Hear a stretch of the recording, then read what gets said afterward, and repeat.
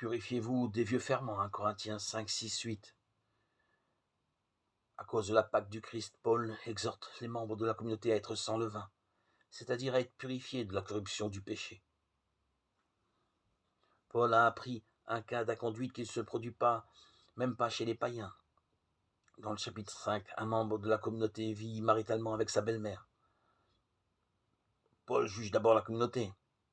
Elle est fière de cette violation des tabous religieux et moraux qui manifestent sa liberté nouvellement acquise en Jésus, alors qu'elle devrait en être affligée.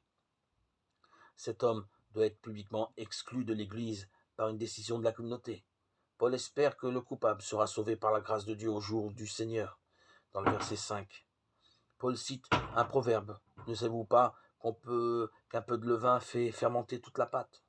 Le péché est décrit comme ressemblant au levain qui se répand dans la pâte à pain. L'exemple de la conduite de cet homme peut contaminer la communauté qui cesse alors d'être le lieu qui rend possible la vie chrétienne dans un milieu païen.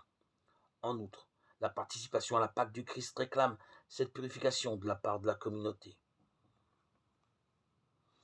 La résurrection du Christ doit nous pousser à changer notre comportement de vie.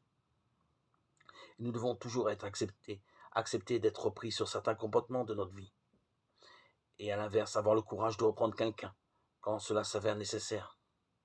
Ainsi, en agissant à l'encontre de chacun des membres de la communauté qui peut être déshonoré, nous avons une obligation de réprimander, de remettre la personne sur le bon chemin de l'évangile du Christ pour que la communauté, l'assemblée ne